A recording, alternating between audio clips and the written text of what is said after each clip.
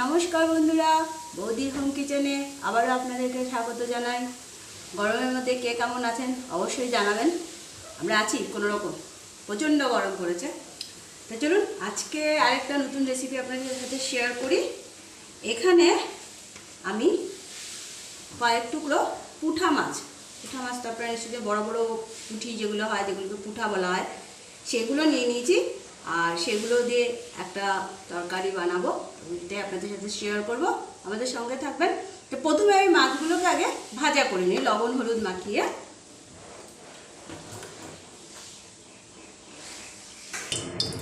আমি কড়াইয়ে তেল দিয়ে দিয়েছি, গ্যাসটাও আমি বাড়িয়ে দিলাম।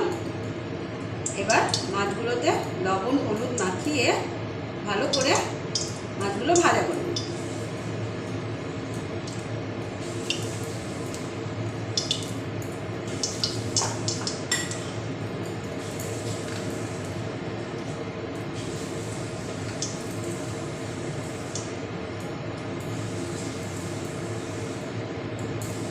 তেলটা অবশ্যই ভালো গরম করে নেবেন, নাহলে মাছ আটকে যাবে।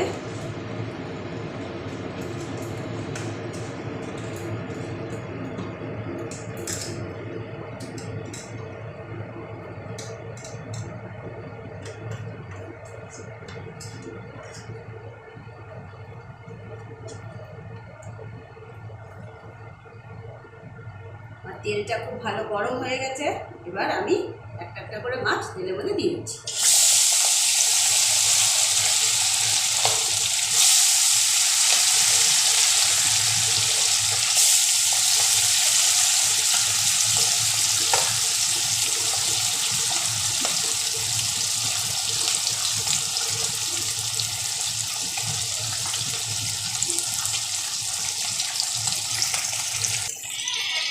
দেখুন মাছ আমার একটা সাইড ভাজা হয়ে গেছে, আর একটা সাইড উল্টে দিলাম।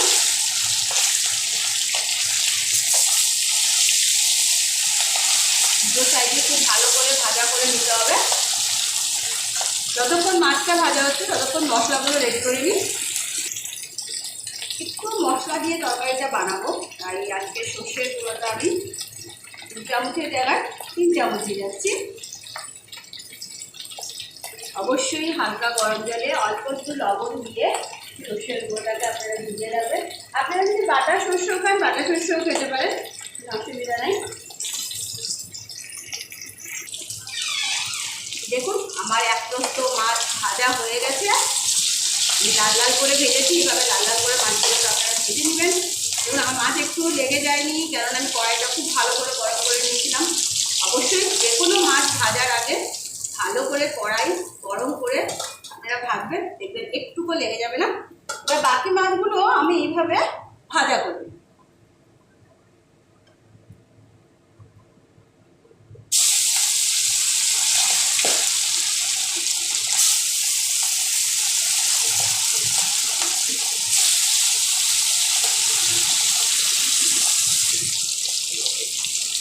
এবার এখানে ভিজিয়ে নিব হলুদের গুঁড়ো আর লঙ্কার গুঁড়ো, যেটা আমি সবসময় করে থাকি।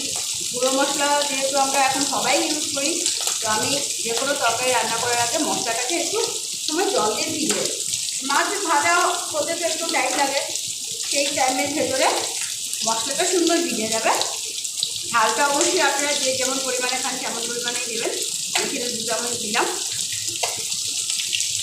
আর সামান্য জল দিয়ে মশলাটাকে আমি ভিজিয়ে দিই।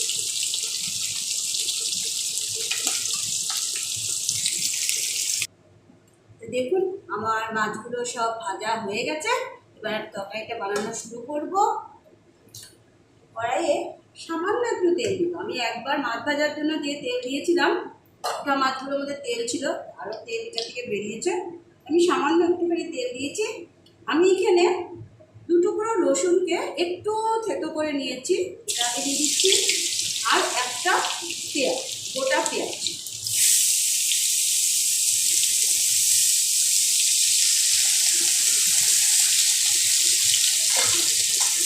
পেঁয়াজ আর রসুনটাকে ভালো করে ভেজে নিই।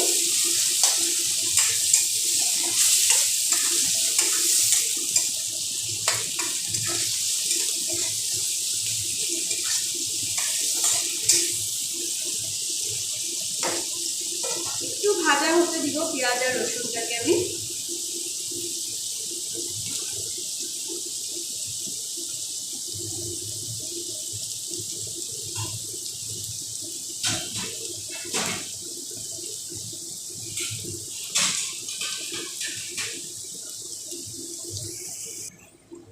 দেখুন পেঁয়াজ আর রসুনটা বেশ সুন্দর ভাজা হয়ে গেছে। এবার আমি এর মধ্যে হলুদ আর লঙ্কার গুঁড়ো যেটা আমি ভিজিয়ে রেখেছিলাম সেটা দিয়ে দিই।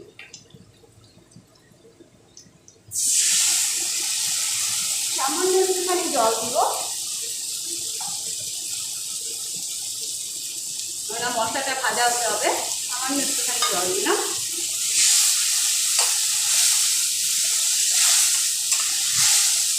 এবার দিয়ে দিব এর মধ্যে পরিমাণ মতো লবণ।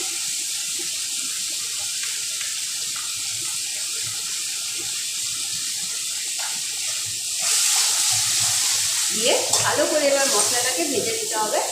যতক্ষণ পর্যন্ত ভালো করে তেল না ছাড়বে মশলাটাকে ভালো করে ভেজে নিতে হবে।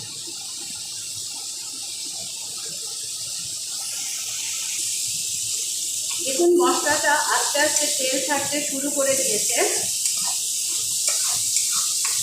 ঠিক এরকম পজিশনে যখন মশলাটা থাকবে আমি এর উপরে মাছের পিসগুলো দিয়ে দিই।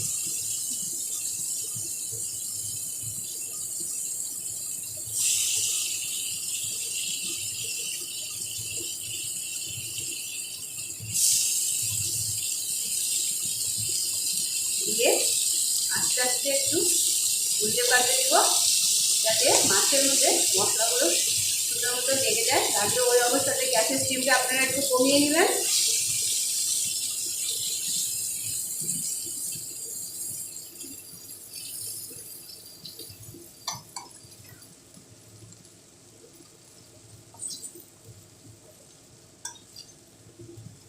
সবগুলো মাছকে আমি উল্টে পাল্টে দিলাম।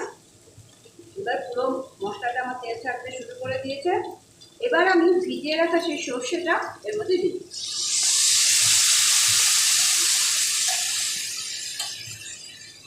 পরিমাণ মতো জল দিব,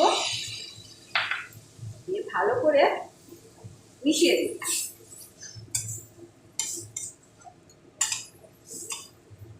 আগে বলেছি আজকে মাছটাতে আমি একটু মশলা ইউজ করছি,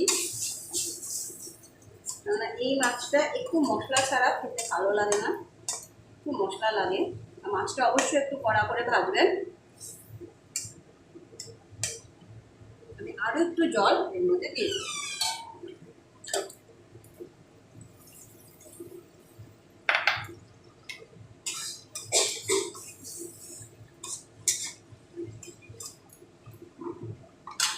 এবার একটা বোম্বে মরিচ, এটা অর্ধেকটা আমি এর মধ্যে দিয়ে দিচ্ছি। এবার 5-7 মিনিট জাল খাই।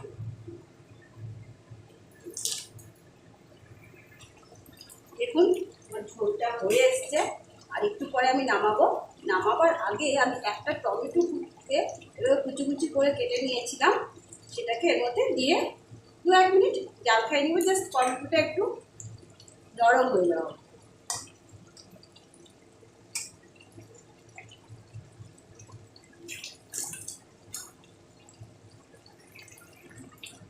দেখুন বন্ধুরা, আমার পুঁঠা মাছের ঝাল ঝাল চচ্চড়ি রেডি। টমেটোগুলো অনেকটা নরম হয়ে গেছে। ইচ্ছে করে টমেটোটা পরে দিয়েছি, একটু নরম হবে, একটু শক্ত থাকবে, খেতে ভালো লাগে। আপনারা এইভাবে দিয়ে দেখবেন। এরকম টমেটোটা নরম হয়ে গেছে। আমি এবার গ্যাসটা বন্ধ করে দিচ্ছি এবং টমেটো নামিয়ে দিচ্ছি। তো দেখুন বন্ধুরা, আমার পুঁঠা মাছের এই ঝাল ঝাল চচ্চড়িটা একদম রেডি হয়ে গেছে। বাড়িতে অবশ্যই আপনারা এটা ট্রাই করবেন এবং অবশ্যই আমাদের চ্যানেলটিকে আপনারা লাইক করুন, অন্যদের সাথে শেয়ার করুন, বলুন তাদেরকে সাবস্ক্রাইব করতে, এবং অবশ্যই কমেন্টে জানাবেন কেমন হচ্ছে। আজকে এতটুকুই, ধন্যবাদ।